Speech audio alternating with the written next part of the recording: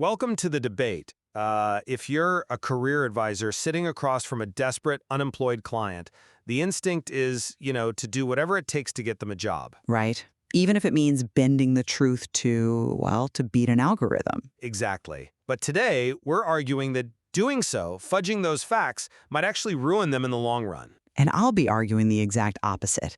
If you spend all your time obsessing over perfect accuracy, refusing to aggressively optimize a client's narrative, you're frankly abandoning them to a broken system. They won't even get in the door. This tension really sits right at the heart of the Living Professional Record, or LPR. For those who follow the practice, we're diving deep into the philosophy of advisor restraint. Yeah, the core question is pretty stark. When your client is navigating a completely opaque, low-feedback labor market, is extreme professional restraint really the ultimate form of client service? Right, refusing to overclaim, refusing to promise outcomes. I represent the view that yes, rigorous restraint is exactly what makes the LPR method trustworthy. It's the only way to genuinely protect the client. And I'll be taking the opposing view. Obviously, professional boundaries are necessary, but treating restraint as your primary service risks a kind of passive advising. Passive? Yeah, passive. It fails to give clients the active market translation and the aggressive surface optimization they desperately require to actually survive. Well, let's start by unpacking what this restraint actually looks like in practice. Because the guiding principle of the LPR method is that the advisor's restraint isn't a limitation on the service. It is the service. Right, there are specific doctrines for this. Exactly. We have strict mandates. Do not overclaim. Do not expose unsafe evidence. Do not let AI become the authority. Do not promise outcomes. There's quite a few of them. Oh, there are more. Do not turn the LPR into surveillance. Do not misuse certification language. And most fundamentally, do not create a surface without a source. The advisor protects the method by protecting the client's source layer. That restraint makes the work trustworthy. We should probably translate some of that for anyone who might not live in this specific terminology every day. Sure, yeah. Like, when you say surface without a source, we're really talking about the difference between the marketing document and the raw facts, right? Exactly that. Think of the source layer as the bedrock of your career. It's the raw data, the verifiable facts, the work you actually did. While the surface is the resume or the LinkedIn profile, the narrative. Right. The LPR philosophy says that if a claim doesn't exist in the source, it absolutely cannot exist on the surface. In an era of automated hiring where practically every applicant is inflating their claims, this strict discipline is the only way to build a defensible record. Look, I understand the theory, but I look at the practical human application. Yes, boundaries are crucial, but prioritizing restraint above all else can completely paralyze the process. How so? Well, when a client walks into the room facing silence fatigue, meaning they've sent out hundreds of applications and heard absolutely nothing back, they're in a bad spot. Or they're dealing with transition shock or severe financial pressure. Right, the reality of unemployment. Yeah. They don't just need a gatekeeper who is going to pause, check the facts, and dial back their claims. They need an active optimizer. That's an interesting point, though I would frame it differently. I don't think it's about being a gatekeeper. It's about the fundamental function of the advisor. Okay, explain. Let me give you a way to look at this. An LPR advisor has to function much more like a forensic accountant than a PR spin doctor. A forensic accountant? Yeah. A normal resume technician, right, the PR spin doctor, they sit down and ask, how do we make this bullet point sound stronger? Which is what the client wants? I see why you think that, but let me give you a different perspective. The LPR advisor looks at the exact same bullet point and asks, what is this actually claiming, and what does the raw data support? Restraint prevents the invention of reality. I come at it from a different way. I hear forensic accountant, and my immediate thought is that it's slow, backward-looking, and honestly clinical. Clinical? Very. Let's really challenge the practicality of this approach for someone who just needs a paycheck. If an advisor is so hyper-focused on not creating a surface without a source, they refuse to aggressively shape the client's narrative for an applicant tracking system. Which is governed restraint. No, to the client, they are functionally abandoned. That extreme restraint often looks like institutional self-protection. It looks like the advisor is way more worried about maintaining their own certification than advocating for the human being sitting in front of them. Wait, I really want to push back on that. You're saying that holding the line on truth is self-protection? In some cases, yes. I argue it's protecting the client from the very real dangers of unsupported claims. Let's look at the mechanics of how claims work. If an advisor helps a client inflate a claim just to beat an automated tracking system, they are taking ownership of the client's truth away from them. How? They're collaborating. No, we are imposing a brand. We are forcing a career direction based on what an algorithm wants rather than what the evidence actually supports. But the integrity of that evidence is completely useless if no one ever sees it. They'll see it if it matches. Not if the resume got filtered out by an AI in 0.2 seconds. The client doesn't benefit from a pristine, perfectly audited source layer if they are unemployed and facing eviction. It's not about being pristine for the sake of it. Let me finish this thought. If they were doing project coordination, but the target market only interviews people with the keyword leadership, the advisor needs the flexibility to translate coordination into leadership. They shouldn't feel like they've violated some sacred boundary to do that. I'm not convinced by that line of reasoning, because stretching the truth without evidence is exactly the kind of behavior that ruins people once they get the job. Ruin is a strong word. It is, and it's accurate. Let's talk about a specific scenario. Say a client comes to you with a 3-year gap in their professional record because they were caregiving. Very common scenario. Right. They sit down and say, "Can we just call this time freelance consulting? If we don't, I won't get past the filters." How does the active optimizer handle that versus the LPR method? Well, an optimizer looks at the reality of the market, and the market ruthlessly punishes gaps. So you lie? No, if we don't frame that gap in a way the system digests, like framing project management skills used during caregiving as consulting, the algorithm drops them. We have to use role family rendering to survive. Let's clarify that term for the listeners. Sure. Role family rendering is essentially taking your past experience and mapping it to the specific language used by the type of jobs you're applying for now, adopting the vocabulary of the target. Right, and translation is fine. If you were called a coordinator, but the industry now calls that agile facilitation, and the duties are identical, update the vocabulary. That's translation. Exactly. But calling caregiving freelance consulting isn't translation, it's invention. It's creating a surface without a source. It's adapting to survive a flawed system. Think about an inflated resume like taking out a high-interest loan. Sure, you might get the cash today. You get the interview, maybe even the job offer. Which is the goal. But the debt comes due when you actually have to perform the work, or when the background check hits, or when your manager asks you to leverage that consulting framework you supposedly built. The debt will bankrupt you on the job. Okay, but The restraint of the LPR method, saying, no, we aren't going to invent a consulting firm, prevents the client from taking on that toxic debt. that's a compelling argument. But have you considered the emotional weight on the client in that moment? Of course I have. Let me paint the picture. This is a person in absolute financial panic. They're looking at you saying, I don't care about a verifiable record. I just need a job. I've been in that room. It's hard.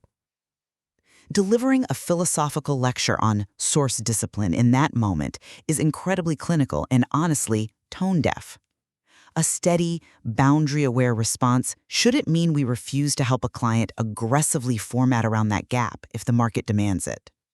And that brings up one of the most fundamental and frankly most difficult mandates in the entire LPR framework. We do not promise outcomes. Right. We are explicitly forbidden from guaranteeing jobs, guaranteeing interviews, or promising we can beat the ATS. Which is exactly what infuriates clients who are paying good money for a service. 1,000 variables we simply cannot control. True. The system is chaotic. So if we promise a job, we are lying. But there's a deeper mechanism here. The philosophy teaches us that proof is not dignity. A person is not less worthy because they are unemployed or because they have undocumented labor. I agree with that. So restraint here is an act of profound empathy. By not promising a job, you are telling the client that their worth as a human isn't dictated by a broken, automated tracking system. You separate their dignity from the hiring outcome. Let's just pause and sit with that a second. By not promising a job, you are telling the client their worth isn't dictated by the system. Yes. That's heavy. That is a massive conceptual shift from how the entire career services industry operates. I mean, the whole industry is built on promising to fix you so the system likes you. Exactly. When you promise outcomes, you link their human dignity to an unpredictable, often irrational machine. You're basically saying, if I optimize you correctly, you will be validated by an offer. Right. And when it doesn't happen, When the offer doesn't come because the company lost funding or hired the CEO's nephew, the client internalizes that as a personal failure. Restraint protects them from that exact cycle. I'm sorry, but I just don't buy that. Let me tell you why. Go for it. I see the value in that framing for preserving the client's psyche, sure, but it completely ignores their immediate physical reality. When someone is facing the end of their runway, they aren't thinking about preserving their dignity against the machine. They're just trying to survive. Yes, they're thinking about how to beat the algorithm right now. And trying to get an edge almost always leads them straight to the most powerful tool available, which is AI. Which brings us right to the next mandate. Do not let AI become the authority. Right. And here is where I think the restraint doctrine goes from being protective to being actively harmful. Harmful? How? AI is arguably the absolute best tool we have right now for that market translation, that role family rendering we talked about. It can take a messy, complex set of raw data and instantly map it to the specific keywords of a target lane. It can, but at what cost? If an advisor has to constantly pause and check if they are violating the rule against AI authority, they just become a bottleneck. Wait, you think checking the output of a generative model is being a bottleneck? I think over-scrutinizing it slows everything down. Let's talk about what actually happens when you just hand the keys over to ChatGPT to optimize a client's record. You get what we call AI drift. AI drift meaning the subtle hallucination of facts? Not even subtle. AI drift is when the language inflates so far past reality that it breaks the source layer entirely. I mean, it can happen. It happens constantly. You feed an LLM a bullet point that says, assisted with data entry in the sales software. The AI wants to optimize it, so it spits back spearheaded enterprise data architecture and drove cross-functional CRM optimization. Okay, yes, that's obviously an extreme hallucination. I'm not advocating for that. But that is exactly what happens when speed and scale are prioritized over governance. That's why the rule exists. AI as a translator is a fantastic tool. AI as an authority is dangerous. It doesn't have to be the ultimate authority to be fast. If you let the algorithm optimize without rigorous source discipline, you are turning the client's lived experience into a hallucinated dossier. And worse, to get the AI to do that specific rendering, advisors often feed it the client's proprietary performance reviews. Oh, right, the data privacy issue. Exactly. They feed in private third-party details. Now you're not just inflating the record, you're exposing unsafe evidence to an open model. Look, I'm not arguing we should operate without guardrails or expose private data. But I am saying that the fear of AI drift can't stop us from using the technology to its fullest extent. Iteration is fine, but Iterative optimization with AI is a form of orientation. You test different renderings to see what works in the market. you're testing fiction. If an advisor is constantly second-guessing whether a suggested rendering is drifting into hype, they lose speed, they lose scale. And in a volume-driven market where a client needs to apply to 50 jobs a week just to get a phone screen, stripping the advisor of speed directly hurts the client's chances. I see why you think that, but let me give you a different perspective on what we're actually building here. The goal of the LPR method is not to spit out 50 applications a week. It might be the client's goal. If we just feed client data into AI to generate whatever the market wants to hear, we are turning the client into a product of the algorithm. Aren't they already? The mandate against turning the LPR into surveillance or an employability score is right there alongside the AI mandate for a reason. We cannot prioritize the system over the human. The advisor has to ask, what problem are we actually solving here? Getting a job. Is this a surface problem, meaning the resume just needs better formatting? Or is this a source problem, meaning the client simply doesn't have the required skills for this target? And if it's a source problem, Then you tell them. You use restraint. You say, the evidence does not support this pivot right now. We need to build the skills, not fake the surface. If you just use AI to paper over a source problem, you're sending them into an interview completely unarmed. I agree that you have to diagnose the problem first. You absolutely have to know what you're working with. Right. But my contention remains that the LPR method's ultimate goal has to be practical survival. If a client is experiencing silence fatigue, their primary problem is visibility, not governance. They go hands in hand. Restraint must not become an excuse for a lack of active competitive advocacy. The advisor has to be willing to get into the mud of the labor market and fight for the client's visibility. You can't just stand above it all in an ivory tower, keeping the evidence perfectly pristine while the client's career stalls out. Do you really think holding the line on truth is sitting in an ivory tower? When someone is facing eviction, yes, it can feel like it. I'd argue it's the hardest work you can do in the mud. It takes incredible courage for an advisor to look a desperate client in the eye and say, I am not going to help you lie because I respect your actual work too much to let you borrow against a false narrative. It takes courage, yes, but it also takes an immense amount of privilege for the client to accept that answer. Privilege. Yes, privilege. If you have savings, you can afford to hold out for the job that perfectly aligns with your pristine, governed record. Okay, I see where you're going. If you have 2 weeks of cash left, you need the advisor to stretch your claims to the absolute limits of plausibility so you can get an interview tomorrow. Balancing those two realities requires profound professional judgment. It's not just about following a checklist of do-nots. That's a very fair critique. It isn't just a checklist. The restraint we're talking about is a highly disciplined form of action. It's active, not passive. Active in what way? Refusing to promise outcomes, refusing to expose unsafe evidence, and refusing to invent claims. This is exactly what makes the advisor trustworthy in a cynical world. We don't control the hiring algorithms, and we don't control the market. We definitely don't. The only thing we can control is the undeniable reality of the worker's record. And I think we actually find some profound common ground there, even if we approach the application differently. Right. We both agree on the foundation. The client owns the raw data. The advisor doesn't decide who the client is, and we shouldn't invent a fictional story for them just to appease a machine. Exactly. The tension we are debating isn't about whether reality matters. It's about navigating the incredibly messy conflict between preserving that reality and helping a human being survive a deeply flawed, low-feedback labor system. Precisely. The client needs the truth to be defensible, but as you said, they also need a paycheck. And this is why the philosophy emphasizes that an advisor's professional power comes from their restraint just as much as their skill. It's a hard sell for the client sometimes. It is, but when an advisor can tell a client, we are going to build a record so accurate and so grounded in evidence that no background check, no technical interview, and no AI filter can break it, that gives the client a profound sense of confidence. True. They walk into a room knowing they don't have to remember what exaggerations were spun for them. They own their truth. It is a powerful state to be in, assuming they get into the room. And I think that's where the real art of advising happens. Yeah, finding that balance. It requires an advisor who knows exactly when to hold the line on that source discipline and when to aggressively, creatively translate that source to meet the market where it is. It demands a really sophisticated understanding of both the boundaries and the brutal reality of the job hunt. It's a delicate balance.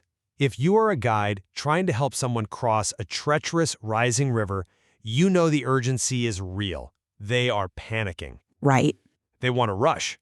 But if you give into that panic and let them step onto a rotting bridge just because it's the fastest way across, they are going to fall through when they are halfway to the other side. That's a good analogy. Your restraint, forcing them to take the slower, solid path, isn't a lack of empathy for their panic.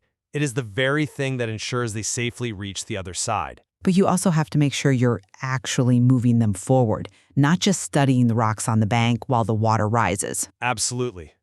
Whether that rigorous restraint is the ultimate form of client service or simply the solid foundation required before launching a more aggressive market strategy, is the line every advisor has to walk. There's definitely a lot more to explore in the LPR Academy material on this.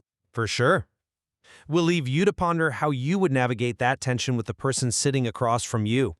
Thanks for joining us.